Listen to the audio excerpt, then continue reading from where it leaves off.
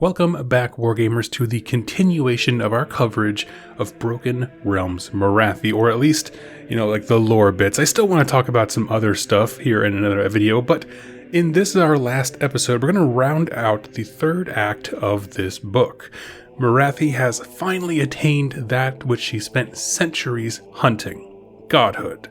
Morathi, the high priestess of Cain, is gone. Instead, a new threat enters the mortal realms in the form of Morathi Cain and her soul twin, is kind of the term I'm using, the Shadow Queen. One person, two bodies. And I mentioned in the last video that in a 3-act book, it seemed odd to have the climax in the dead center, right, where Morathi attains everything she ever wanted. But essentially the way the book is laid out is that Acts 1 and 2 are about her achieving godhood, and Act 3 gives us a glimpse into what that might mean for other factions of Order. Now, I'll be referencing the characters and events of the previous episode, so if you haven't watched them, please go back and check it out. Our story begins today in the City of Scales, Anvilguard, the city of Sigmar that is pretty much the most wretched hive of scum and villainy, to quote Obi-Wan Kenobi. And I covered this place a bit when I reviewed the Cities of Sigmar Battle Tome, but there wasn't an immense amount of information there. It was more just kind of giving you a feeling for the place rather than very harsh details. Well, between this book and the new expansion for Soulbound, the RPG, we actually have a much better understanding of what Anvilguard is like. And I'll be doing a much fuller, deeper lore video on this location very, very soon. But as a brief recap, just for context in our story, Anvilguard is one of the original cities of Sigmar, founded near the end of the Realmgate Wars. It's located in Akshi, Realm of Fire, and is actually a port city located along the Searing Sea. This is also a location of the Stormkeep of the Anvils of the Heldenhammer. And the Stormkeeps are essentially the bases for various Stormcast armies outside of Azir. And the Anvils of the Heldenhammer are these dark, broody Stormcast Eternals in all black. And while all those things sound awesome and very hope-inspiring, there's many dark things going on inside Anvilguard. Crime is rampant. Drugs and smuggling are everywhere. The bulk of the city is made up of elves, specifically what we as players would know as the Dark Elves from Warhammer Fantasy Battles. And while the city does have an outward appearance of law and order, criminal syndicates pull the strings from the shadows. The largest of these, and the most relevant to our story today, is the Black Scale Coil. Now, when this act begins, Lord Veritant Van Brecht is returning to Anvilguard. This is the same Stormcast Eternal hero who sacrificed himself in the 8 points to alert Sigmar that Archaon had some new crazy spell that could, perma-kill Stormcasts. Well, after relaying his message, Sigmar sends him back to Anvilguard to deal with some unrest there. Apparently, a slew of notable public leaders, lawmakers, politicians have been found brutally murdered within the city walls, and since the Stormcast lines are spread so thin, well, we have this guy here, he's a Lord Veritant, we can kind of use him as a detective or inquisitor, send him back. And so Van Brecht was tasked with figuring out what's going on and ending it. Now, up to this point in our story, we've only ever seen Van Brecht in the context of on the battlefield in the 8 points, but now we get to see him acting as sort of an inquisitor. And just to give you a little hint, he's a purge first, ask questions later kind of guy. No warrants, no warnings. He goes door to door of every person suspected of criminal, entanglements, from petty thieves to the highest order of society. He hurls him in jail, at best, and shines this light of truth or whatever the Veritant has on them at the worst, and if they have enough darkness in their soul, they will literally die from it. And from these brutal, non-stop interrogations, he hears one name repeated: Black Scale Coil. Now, the Anvils of the Heldenhammer, they're not fools, right? They know of the Black Scale Coil, but they didn't have a good sense of how big this criminal faction had become, that they were able to pull off so many assassinations and kind of do these city-shaping moves. And at this point, I'll share what we, as readers, know about them. They are a criminal organization made up of Order Serpentis, Scourge Privateers, and Darkling Covens. And that's Dark Elves, Pirates, and Sorceresses, basically. And all of them answer to a single mysterious figure known only as Sovereign. Obviously a code name, but they and the rest of the Black Scale Coil operate in near total secrecy. So, code names, alter egos, that kind of stuff is kind of par for the course. Now, the only real detail we get about this Sovereign character is that they have an emissary of sorts, a sorceress on Black Dragon named Drusa Kraith, who had spies and mind slaves all across Anvilguard. Now, we have no idea how much time passed between Van Brecht's, first death in the 8 points and when he arrives here. I imagine it had to be at least a couple weeks. And at least enough time has passed in his presence to see dozens of criminals cast down, informants, spilled the beans, and heretics purged. The city of Anvilguard is still in a bit of a fever pitch over all of this turmoil when Venbrecht gets word that a very special guest has just docked. It is, of course, Morathi. Now, the city council members, the ones who actually rule the city, see her arrival as a great thing. Right? They're thinking, surely she was sent here by the God King to aid whatever's going on. But opinions start to mix when they actually physically see her traveling up the road from the dock to the council hall, because she's flanked by her Melusai, and Venbrecht notes this is the first time he's seen those snake ladies out in the open like this. Typically they were kind of hidden in the shadows, like Morathi wanted to keep them a secret, but now they're out in the open almost as if they are a show of strength. And while Morathi soothes the council leaders with sweet words and promises, Venbrecht remains suspicious. Because think about this from his perspective, okay? He died in the 8 points, and almost no one else made it out. And while he didn't have direct communication with Morathi's party, it seems awfully convenient that they fared much better, meaning how come she's here and literally every Stormcast with her is dead? But here she is, and she's looking even more, regal and confident than ever before. And so 2 questions spring to mind. How the hell did you survive? And what are you doing here? Again, Anvilguard has no direct ties to Ulgu or Hagnar. And if Sigmar sent her, surely he would let, his kind of main man on the field, his chosen inquisitor Venbrecht, know about it. So everything's just kind of odd about her arrival.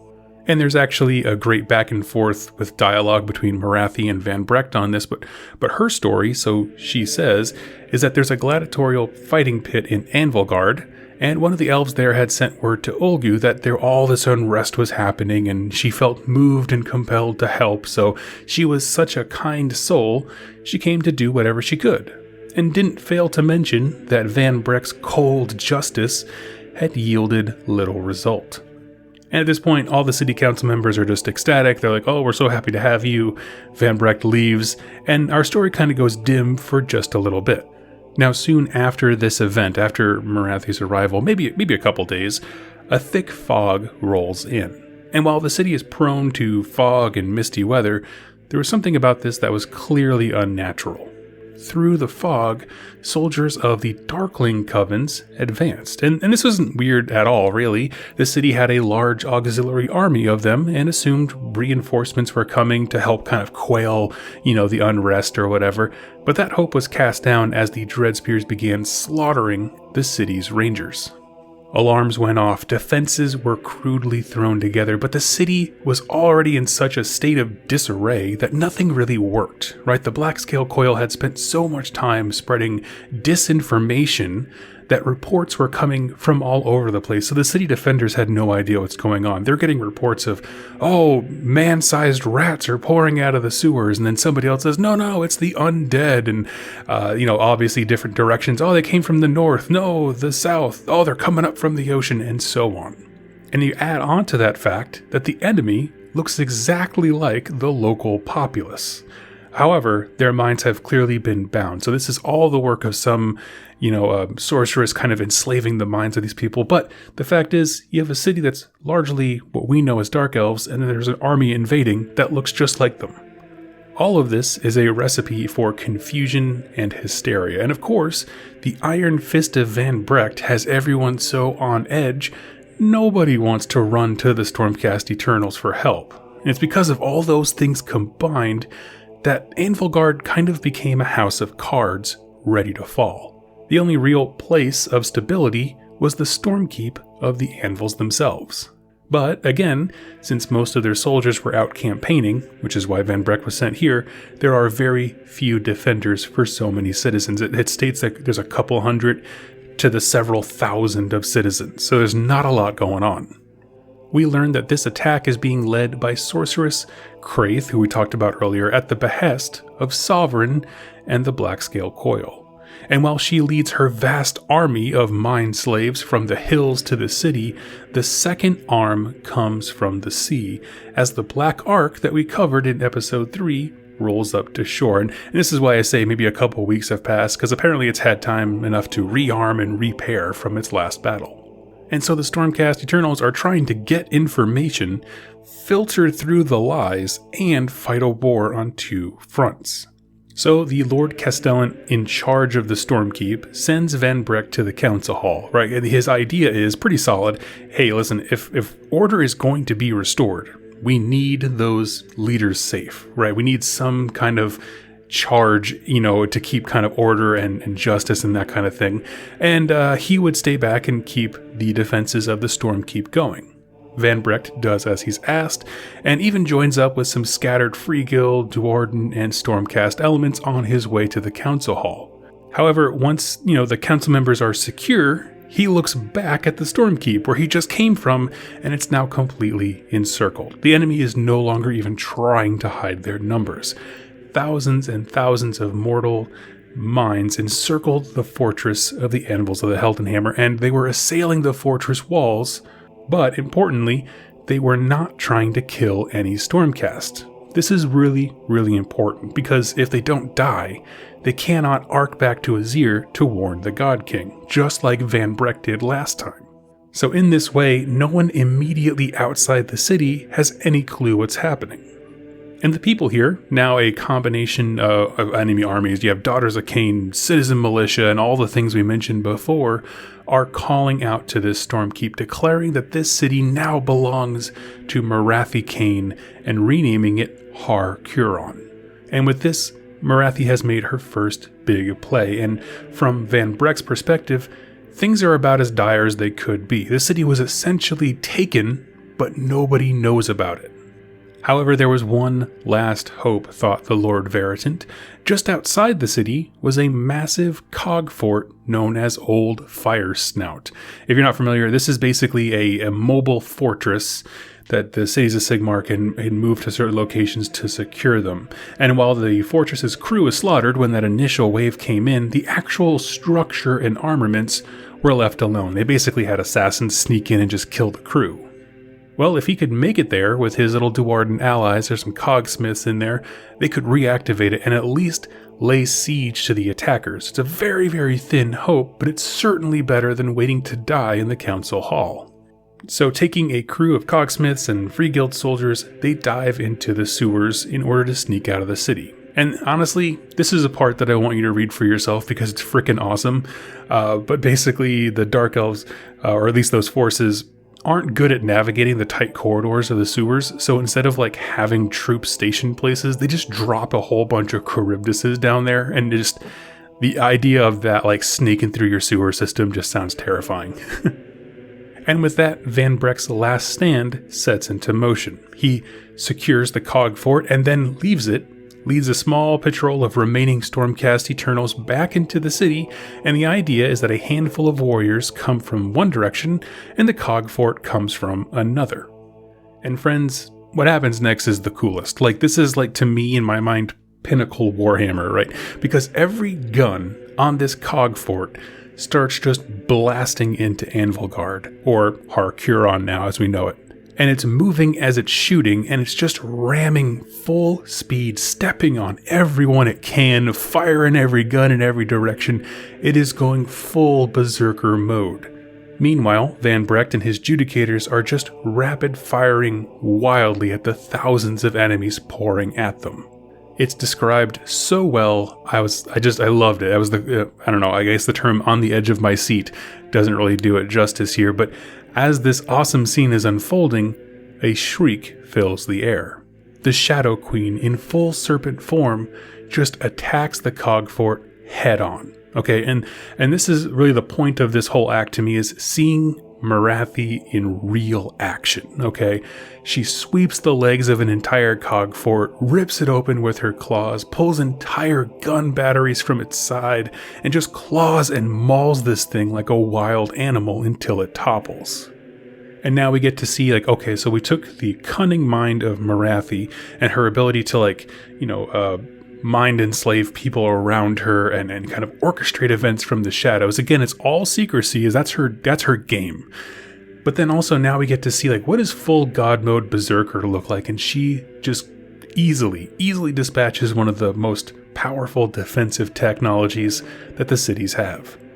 And with that, Van Brecht's plan crumbles, and so does his last little, flames of hope. Quickly, he is captured, and everything just kind of fades to black. Now, I simplified this last act because it really exists to show us what this new Morathi can do, and it was absolutely incredible to read. There's so many cool little details in the battle that I didn't cover. Like I said, I always like to leave things there for you. I don't want to spoil everything in these books. There's still so much to enjoy about this. But I want to end this video talking about why this story was so awesome, and there's so much more to talk about, I promise. We're going to start it up again next week. I just needed to give my brain a break, but I'm a sucker for Last Stands, right? And the last stand of Van Brecht with his Judicators in the cog fort just going hog wild, is the coolest thing in the world to me. Absolutely loved it. Again, fantastic writing of battles because I know where everyone is. I never felt like it was just sword and board, fighting, hacking, slashing without location. Everything really was well written, and I knew where everybody was. The cog fort scene is my new favorite thing, easily replacing, I get joked about a lot because I love Alariel's charge at the end of the Rumgate Wars. This blows it out of the water. And there is a ton of aftermath from this, and I want to do a dedicated video about all the ramifications because some of the final little, I guess not even paragraphs, just little snippets of lore to kind of like, set the tone for what could come next are absolutely incredible. Okay, so instead of doing a definitive lore video on those, I wanted to do like an aftermath video, kind of like I did for the Wrath of the Everchosen. And we're going to talk about all of those things because we can talk about shadow elves from Ulgu, possibly being from Malarian. We can talk about the newborn, if you don't know what that is. Basically, someone had a baby, and it's pretty rad. So we're going to talk about that as well. But there's a lot of aftermath for this story. This is a arc that has real consequences for the narrative, and I super appreciate Games Workshop going out there and doing it. Like I said, I want to do a dedicated video about those, but the whole point is that Morathi's actions have had dire consequences on the prison holding Slaanesh, on the city of Anvilguard, and on the forces of order. So stay tuned. We're going to cover all of those things on Monday. I would love to know, what do you think about this? I thought in terms of like a very self-contained story, Act 3 was a really fun read in terms of civil unrest, and then how basically even it's kind of like a mirror of what happened in the old world. As I was reading the the Sundering series, where it's the High Elves and the Dark Elves, that whole civil war. It's very reminiscent of that, where it's like this corruption was planted in the darkness and then just kind of festered and the whole city became sick, right? And that's kind of what it was here, where it's like this one criminal element, the Black Scale Coil, corrupted everything to the point where when the trap snapped, meaning the forces of Morathi rose up, there was almost no resistance. People were just so mad at the Stormcast and all the law and the order and cities of Sigmar and that kind of stuff that it just collapsed like a house of cards, and I love that stuff. So if Hark Huron becomes our new, dark elf, stand-in, I would be all for it, and there's spectacular rules to be able to bring this to the tabletop in this book as well. So friends, let me know your thoughts down below. I'll catch you next time, and happy wargaming. Hey everybody, I hope you enjoyed that video. It was made possible by the folks over here to the left. These are my top supporters over here on YouTube and on Patreon that keep this channel going. If you'd like to learn more about how to become a supporter and get some cool things in the process, like exclusive pictures and interactions with me, and get your questions answered here on the channel, go ahead and click any of the links down below or the join button on the community page over on YouTube. Regardless of your choice, I wanted to thank you so much for joining me with this video, and I look forward to seeing you in my next one. Happy wargaming.